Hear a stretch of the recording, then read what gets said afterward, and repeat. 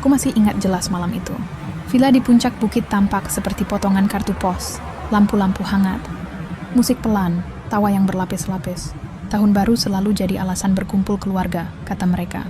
Aku datang dengan perasaan campur aduk, tapi memilih percaya. Selalu percaya. Gaun sederhana, rambut kuikat rapi. Raka menggenggam tanganku saat kami turun dari mobil. Senyumnya rapi, terlalu rapi. Aku mengabaikan perasaan aneh yang menyelinap, menganggapnya cuma lelah. Sejak ayah pergi, semua terasa berubah. Tapi aku yakin keluarga adalah tempat paling aman. Di dalam villa, ibu tiriku menyambutku dengan pelukan hangat yang terasa dingin. Sasha langsung menarik lenganku, mengajak ke dapur, lalu ke teras. Kevin sibuk mengatur tamu, seolah jadi tuan rumah. Aku merasa jadi tamu di rumah sendiri. Jam demi jam berlalu. Musik makin keras. Aku menolak minuman berulang kali. Kepalaku pening oleh obrolan yang berputar-putar. Saat aku bilang ingin ke kamar mandi, Sasha menawarkan diri mengantar. Lorong villa panjang dan temaram. Pintu-pintu kamar berjejer rapi. Semuanya tampak sama. Masuk sini dulu, katanya, membuka satu pintu. Aku ragu tapi melangkah. Lampu kamar menyala. Aku baru sadar itu bukan kamar mandi. Beberapa detik kemudian pintu terbuka lagi. Seorang waiter berdiri kikuk di ambang pintu. Wajahnya pucat. Aku ingin bicara, tapi suara langkah ramai mendekat dari lorong. Pintu kembali terbuka, kali ini oleh Raka. Dia berhenti, menatap, lalu tersenyum. Senyum itu bukan senyum kaget, bukan senyum marah. Itu senyum orang yang menunggu sesuatu terjadi. Di belakangnya ibu tiriku berdiri dengan wajah datar. Sasha menutup mulutnya pura-pura panik. Kevin menghela napas panjang, seolah baru menemukan kebenaran yang sudah ia duga. Aku mencoba menjelaskan, tapi kata-kataku patah. Semua terlihat sudah disusun, waktu, saksi, narasi. Malam tahun baru berubah jadi ruang pengadilan tanpa hakim. Saat pintu ditutup dan langkah-langkah menjauh, satu hal menghantam kepalaku lebih keras dari apapun. Aku tidak dijebak oleh orang asing. Aku dijebak oleh keluargaku sendiri. Dan itu baru permulaan. Aku tidak tidur malam itu. Jam dinding berdetak keras, seperti menghitung berapa banyak kepercayaan yang runtuh satu persatu. Pagi datang tanpa jawaban, hanya sisa-sisa pesta dan tatapan aneh yang menghindar. Raka duduk di tepi ranjang, punggungnya membelakangiku. Jarak kami terasa seperti ruangan kosong yang tak berujung. Aku butuh waktu, katanya singkat. Bukan bertanya, bukan mendengar. Kalimat itu terdengar seperti putusan. Di ruang makan, ibu tiriku sudah menunggu dengan wajah tenang. Ia bicara pelan, terukur, seolah mengatur napas semua orang. Kita keluarga, kita jaga nama baik, ucapnya. Kata-kata yang terdengar mulia, tapi menusuk. Aku mencoba menjelaskan lagi tentang lorong gelap, pintu yang salah, dan bagaimana semuanya terjadi begitu cepat. Sasha mengangguk-angguk, lalu menimpali dengan detail kecil yang mengubah arah cerita. Kevin menambahkan kalimat pendek, cukup untuk mengunci persepsi. Tak ada yang bertanya padaku. Mereka saling menguatkan versi yang sama. Raka menatap meja. Aku melihatnya sendiri, katanya. Itu cukup bagi mereka. Aku ingin bertanya, melihat apa? Tapi suaraku tenggelam oleh kesepakatan diam yang lebih keras dari teriakan. Siang itu aku diminta berkemas. Bukan diusir, kata mereka. Biar suasana tenang dulu. Aku tersenyum pahit. Tenang bagi siapa? Ponselku bergetar pesan dari pengacara keluarga yang biasanya mengurus administrasi. Singkat, dingin. Meminta waktu bertemu setelah aku pulang ke kota. Di mobil aku menatap jalan berliku turun dari bukit. Ingatanku berputar pada ayah. Pada pesan terakhirnya tentang berhati-hati, tentang tidak menyerahkan semuanya sekaligus. Dulu aku mengira itu nasihat umum. Kini terasa seperti peringatan yang terlambat kubaca. Sesampainya di apartemen, koper belum sempat kubuka ketika telepon masuk lagi. Nomor tak kukenal. Suara tua, tenang. Nadia, ini Arman. Aku dengar kabar dari villa. Kita perlu bicara. Jangan percaya siapapun dulu. Kalimat itu membuatku berhenti bernapas sejenak. Untuk pertama kalinya sejak malam tadi, ada celah kecil di dinding yang menutupiku. Celah menuju kebenaran, atau setidaknya kesempatan untuk tidak tenggelam sendirian. Pertemuan dengan Pak Arman berlangsung singkat, tapi cukup untuk membuat dadaku sesak dan pikiranku jernih sekaligus. Ia tidak banyak bertanya. Ia lebih banyak mendengar. Di meja kecil ruang kerjanya, ia membuka map coklat berisi catatan yang rapi, tanggal, tanda tangan, dan keputusan yang dulu kuanggap sepele. Kamu terlalu percaya, katanya pelan, bukan menyalahkan, mengingatkan. Sore itu, pesan dari Raka masuk, isinya bukan permintaan maaf. Ia meminta akses tambahan untuk urusan keuangan sementara. Alasannya masuk akal, bahasanya lembut, tapi aku membaca jeda-jeda aneh di antara kalimatnya. Yang sepertinya ada orang lain yang menunggu di belakang layar. Aku menolak dengan sopan. 5 menit kemudian ibu tiriku menelepon. Nada suaranya hangat syarat nasihat. Ini demi kebaikanmu juga. Kamu kan lagi capek. Aku menjawab singkat. Setelah itu, pesan dari Sasha menyusul, menawarkan menemani, lalu menyelipkan kalimat tentang reputasi dan gosip yang bisa melebar. Malamnya, notifikasi bertubi-tubi. Email undangan rapat darurat perusahaan. Namaku tercantum, tapi di urutan paling akhir. Kevin ditulis sebagai koordinator sementara. Aku tersenyum tipis. Mereka bergerak cepat, memanfaatkan kebisuan yang mereka kira kelemahanku. Aku duduk lama di sofa, menatap foto ayah di dinding. Dulu aku berpikir menjaga harmoni berarti mengalah. Kini aku mengerti. Mengalah tanpa batas sama saja menyerahkan kendali. Pak Arman mengirim pesan pendek. Besok pagi, jangan datang ke rapat, biarkan mereka merasa aman. Nah, aku menuruti. Seharian aku diam, membiarkan mereka menyusun langkah, menyebar cerita, dan merasa unggul. Malamnya aku menulis satu daftar. Apa saja yang mereka ambil, siapa yang memegangnya, dan kapan aku terakhir menyetujuinya. Daftar itu panjang, tapi di ujungnya ada satu catatan kecil dari Pak Arman yang memberiku napas. Akses inti belum berpindah. Aku menutup buku catatan. Mereka pikir aku terpojok, padahal aku sedang belajar peta. Dan di permainan ini, siapa yang paham peta lebih dulu, dialah yang menentukan arah. Pagi itu, namaku sudah beredar lebih cepat dari kabar cuaca. Pesan masuk dari teman lama, rekan bisnis ayah, bahkan kerabat jauh yang jarang muncul. Semuanya bertanya dengan cara berbeda, tapi maksudnya sama. Aku menjawab singkat. Diamku bukan karena tak punya jawaban, melainkan karena kebenaran tak akan menang jika dilempar tanpa waktu. Raka mengunggah foto lama kami. Keterangan pendek, penuh makna ganda. Banyak yang bersimpati padanya. Aku membaca komentar tanpa emosi. Di saat yang sama, ibu tiriku menghubungi kenalan-kenalan lama ayah, menyampaikan kekhawatiran tentang kondisiku. Kata yang dipilih rapi, hasilnya rapi pula. Siang hari, Pak Arman datang ke apartemen. Ia membawa kabar yang membuatku menghela napas panjang. 2 rekening operasional dibekukan sementara atas permintaan internal. Bukan darurat katanya, tapi cukup untuk mengganggu ritme. Mereka mau kamu terlihat tidak stabil, ujarnya. Aku bertanya tentang rapat. Pak Arman tersenyum tipis. Berjalan sesuai dugaan. Banyak bicara, sedikit keputusan. Kevin memimpin dengan percaya diri. Sasha hadir sebagai penenang. Ibu tirimu pengarah dari balik layar. Raka duduk sebagai korban yang tabah. Sore itu, aku menerima surat elektronik. Resmi, rekomendasi cuti dari urusan perusahaan sampai situasi keluarga membaik. Bahasanya halus tapi tujuannya jelas. Aku ditarik keluar dari lingkaran. Aku menutup laptop dan berjalan ke jendela. Kota bergerak seperti biasa. Tidak ada yang tahu betapa mudahnya reputasi runtuh dan betapa sulitnya membangunnya kembali. Aku mengingat pesan ayah. Jangan bereaksi saat emosi memuncak. Malamnya, Pak Arman menyerahkan satu kunci kecil. Gudang arsip lama, kamu punya hak penuh. Ambil waktumu. Aku menggenggam kunci itu erat. Di tengah kebisingan gosip, aku akhirnya punya ruang sunyi untuk menyusun langkah. Besok aku akan turun ke dasar cerita mereka, bukan untuk membantah, untuk memahami dari mana semuanya bermula. Gudang arsip itu dingin dan berdebu, tersembunyi di lantai bawah gedung lama yang jarang dikunjungi. Lampunya redup, tapi cukup untuk membaca label di punggung map-map tebal. Aku duduk di lantai, membuka satu persatu, seperti menyusuri jejak waktu ayah yang tak sempat kucermati dulu. Di antara dokumen transaksi dan laporan tahunan, ada korespondensi lama, catatan tangan ayah, email yang dicetak, dan memo singkat dengan inisial Pak Arman. Aku mulai melihat pola. Keputusan besar selalu disertai catatan kecil tentang risiko keluarga. Nama ibu tiriku muncul beberapa kali, selalu di bagian perlu diawasi.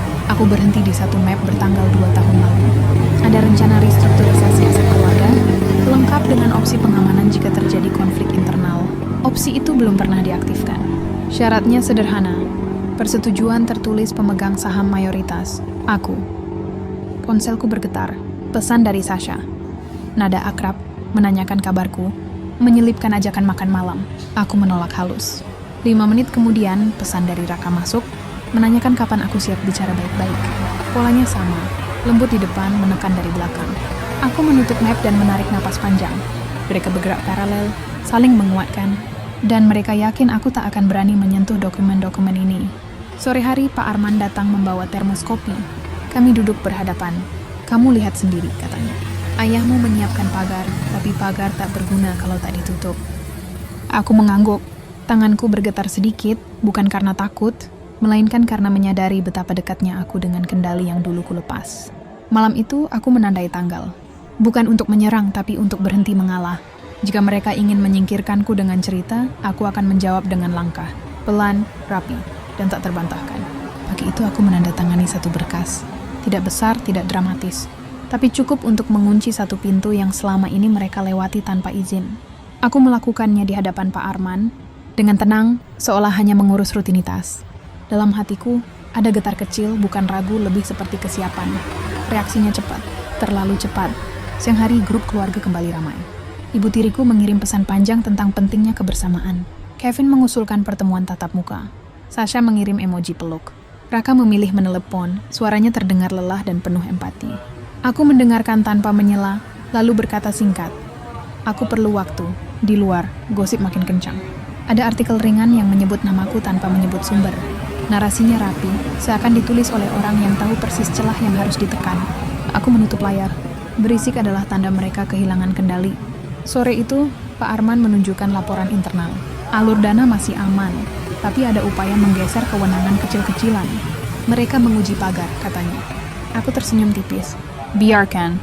Malamnya aku menulis daftar kedua, siapa yang akan kupanggil saat waktunya tiba. Bukan banyak orang, hanya mereka yang pernah bekerja, langsung dengan ayah dan mengenalku. Sebelum semua cerita ini muncul, aku kirim undangan singkat untuk bertemu, tanpa drama. Saat lampu kota menyala, aku berdiri di balkon, membiarkan angin malam menenangkan pikiran. Dulu aku mengira kekuatan ada pada suara paling keras. Kini aku tahu, kekuatan ada pada timing. Jika mereka ingin aku panik, aku akan memilih diam. Jika mereka ingin aku bereaksi, aku akan memilih menunggu. Karena setiap langkahku sekarang bukan untuk menang cepat, tapi untuk memastikan saat kebenaran muncul, tidak ada ruang untuk menyangkal. Pertemuan kecil itu berlangsung di ruang rapat lama, jauh dari hiruk-pikuk kantor utama. Wajah-wajah yang duduk di depanku, familiar orang-orang yang dulu bekerja langsung dengan ayah. Mereka tidak datang karena gosip, tapi karena rasa hormat yang belum pudar. Aku tidak membuka pembicaraan dengan cerita. Aku membuka dengan data. Pak Arman memutar layar. Angka-angka berjalan pelan, jelas.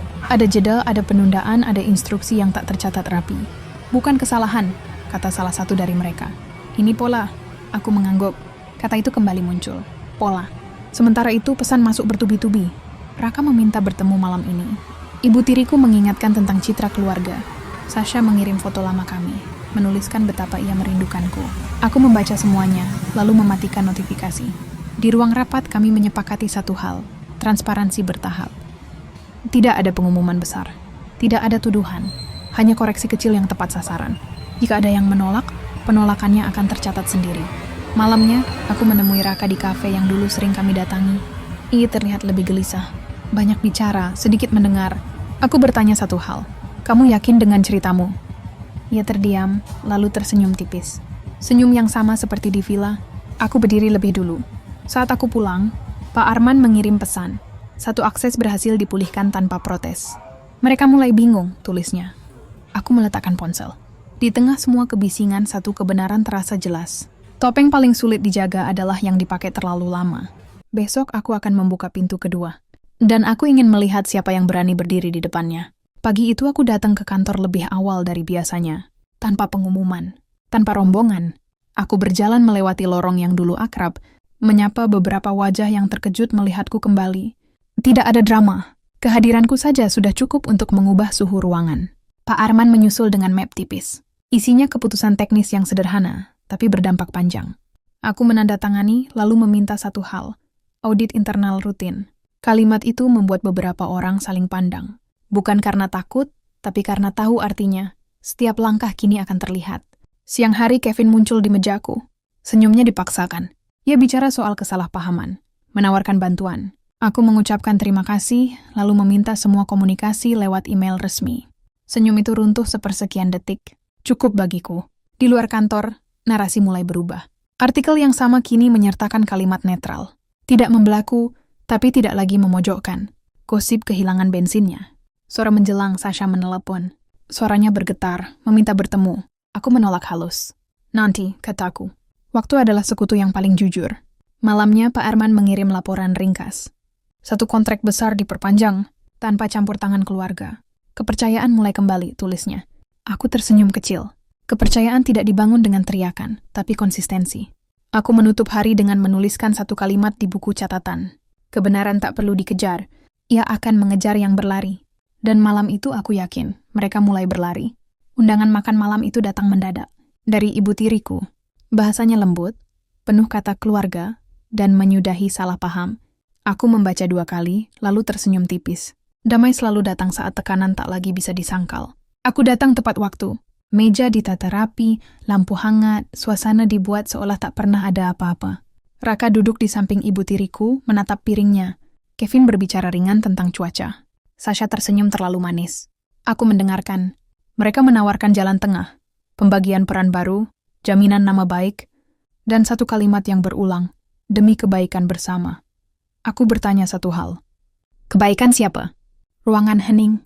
Ibu tiriku menarik napas, lalu berkata pelan tentang menjaga citra, tentang masa depan, tentang kesalahan kecil yang sebaiknya dilupakan. Aku mengangguk, lalu mengeluarkan map tipis dari tas. Bukan ancaman, hanya kronologi waktu dan keputusan. Tanpa tuduhan, tanpa emosi. Raka menatapku lama. Untuk pertama kalinya ia terlihat ragu. Kevin berdehem. Sasha menunduk. Aku menutup map. Aku tidak mencari perang, kataku. Aku mencari kejelasan. Aku berdiri, mengucapkan terima kasih, dan pergi sebelum ada yang menjawab. Di mobil, ponselku bergetar. Pesan dari Pak Arman. 2 mitra lama meminta bertemu. Mereka ingin memastikan arah, tulisnya. Aku membalas singkat, aturkan. Damai yang ditawarkan terlalu cepat selalu menyimpan harga. Dan malam itu aku memilih tidak membelinya. Pagi berikutnya, teleponku tak berhenti berdering. Nomor-nomor yang dulu jarang muncul kini mendadak akrab. Nada bicaranya seragam, khawatir, menenangkan, lalu menyelipkan saran agar aku lebih fleksibel. Aku mendengarkan, mencatat, lalu mengakhiri panggilan dengan sopan. Pertemuan dengan para mitra berlangsung singkat dan lugas. Aku tidak membahas gosip. Aku membahas rencana, jadwal, target, dan tanggung jawab. Mereka mengangguk, lega melihat arah yang jelas. Kepercayaan itu menular, pelan tapi nyata. Siang hari, sebuah memo beredar internal. Isinya imbauan untuk menunda keputusan strategis hingga situasi keluarga stabil.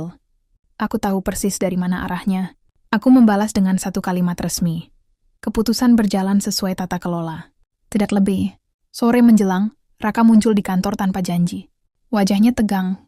Ia berbicara cepat tentang tekanan, tentang salah paham yang membesar. Aku menatapnya, lalu berkata pelan. Tekanan datang dari pilihan. Ia terdiam. Malamnya, aku menerima laporan dari Pak Arman. Upaya menggeser kewenangan dihentikan. Ada keberatan tertulis, nama pengusulnya jelas. Aku menutup laporan itu dengan perasaan campur aduk.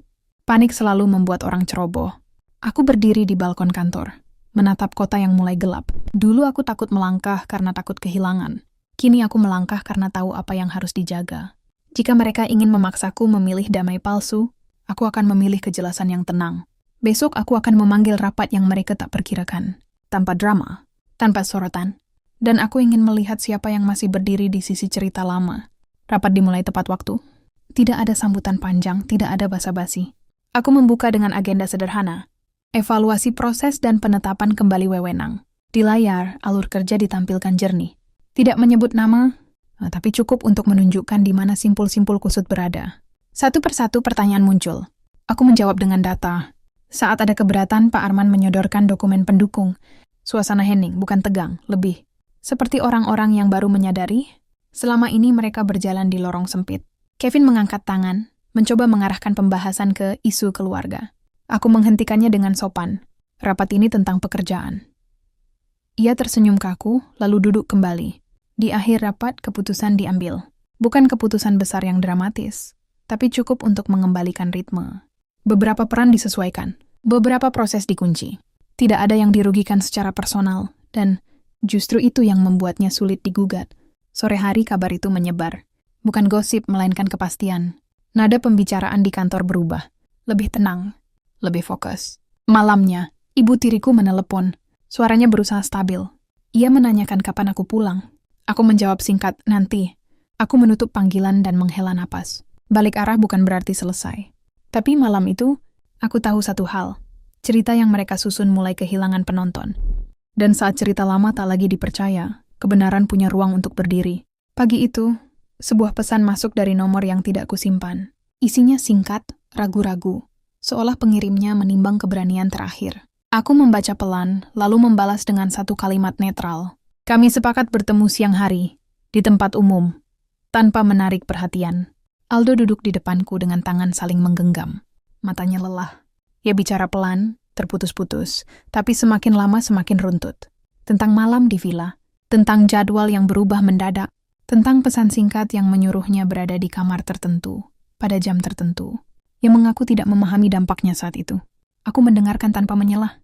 Tidak ada amarah yang ingin keluar, hanya rasa ingin tahu yang akhirnya terjawab.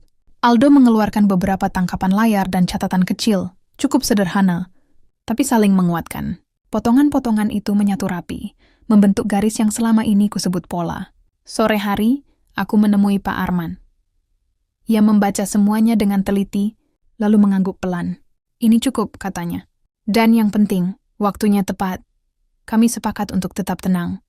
Tidak ada pengumuman, tidak ada pembelaan publik. Fakta akan bekerja dengan caranya sendiri. Malamnya, pesan panjang dari Raka masuk. Isinya pengakuan setengah-setengah, bercampur pembenaran. Aku membacanya sampai selesai, lalu menyimpan ponsel. Beberapa kebenaran memang datang terlambat, tapi tetap berguna. Aku menutup hari dengan napas yang lebih ringan. Untuk pertama kalinya sejak malam tahun baru, aku merasa pijakan kakiku kembali utuh. Kebenaran sudah di tanganku. Tinggal memilih kapan dan bagaimana ia bicara. Kabar bergerak pelan, tapi pasti. Bukan lewat gosip, melainkan perubahan sikap. Beberapa orang yang dulu menjaga jarak kini mulai menyapa lebih lama. Pertanyaan mereka lebih konkret, nadanya lebih hati-hati. Aku menjawab secukupnya. Aku tidak butuh simpati, aku butuh kejelasan. Pak Arman mengatur pertemuan kecil dengan pihak yang tepat. Tidak banyak orang. Tidak ada kamera. Aku menyampaikan kronologi tanpa emosi, disertai bukti yang rapi. Tidak ada tuduhan personal. Hanya urutan kejadian dan dampaknya pada keputusan kerja. Di akhir, ruangan hening. Bukan karena kaget, tapi karena semuanya masuk akal. Sore itu, Sasha menghubungiku. Suaranya bergetar, meminta bertemu. Aku menolak dengan sopan. Belum sekarang, kataku. Ada hal-hal yang perlu selesai tanpa air mata. Raka muncul di apartemen malam hari. Ia berdiri lama di depan pintu. Saat aku membuka, ia dan mencoba bicara. Tapi aku memotongnya dengan satu kalimat. Aku tahu. Wajahnya berubah. Ia mengangguk kecil. Seperti orang yang baru kehilangan sandaran. Di meja makan, aku menatap catatan ayah yang dulu kusimpan. Kalimatnya singkat, jaga dirimu, bukan ceritanya. Aku menutup buku itu dengan perasaan tenang. Mereka akhirnya mengerti, aku tidak sendirian. Ada orang-orang yang bekerja dengan data, bukan bisik-bisik. Dan saat itu terjadi, kekuatan berpindah tempat, tanpa perlu diumumkan. Pagi itu aku berdiri lebih lama di depan cermin. Bukan untuk memastikan penampilan, tapi untuk memastikan keputusan. Banyak orang mengira langkah berikutnya adalah membuka semuanya ke publik, menuntut permintaan maaf, atau memaksa pengakuan. Aku memilih jalan lain. Aku mengirim undangan rapat singkat. Isinya jelas dan profesional. Tidak ada nama keluarga. Tidak ada emosi. Saat rapat dimulai, aku menyampaikan satu hal. Penataan ulang struktur dan batas peran. Bahasa yang kupakai tenang, berlandaskan tata kelola. Setiap poin punya dasar. Setiap perubahan punya tujuan. Reaksinya beragam. Ada yang mengangguk lega. Ada yang terdiam lama. Kevin terlihat menimbang kata-kata, lalu memilih diam. Ibu tiriku hadir lewat panggilan. Suaranya berusaha stabil. Aku menjawab pertanyaannya dengan kalimat singkat dan final. Sore hari aku menandatangani beberapa dokumen. Ini bukan untuk menghukum, tapi untuk menutup celah. Pak Arman berdiri di sampingku, mengawasi dengan mata yang tenang. Ayahmu akan setuju, katanya. Malamnya aku berjalan sendiri menyusuri kota. Tidak ada perayaan. Tidak ada sorotan. Hanya rasa lega yang tumbuh pelan. Aku menyadari, keadilan tidak selalu berbentuk panggung besar. Kadang ia hadir sebagai keputusan rapi yang tak memberi ruang bagi pengulangan. Besok aku akan pulang. Bukan sebagai orang yang kalah, dan bukan sebagai orang yang membalas. Aku pulang sebagai diriku sendiri. Aku pulang pada sore yang tenang. Rumah terasa sama, tapi aku tidak lagi orang yang sama. Beberapa hal telah berubah tempatnya. Bukan hanya di atas kertas, tapi di dalam diriku.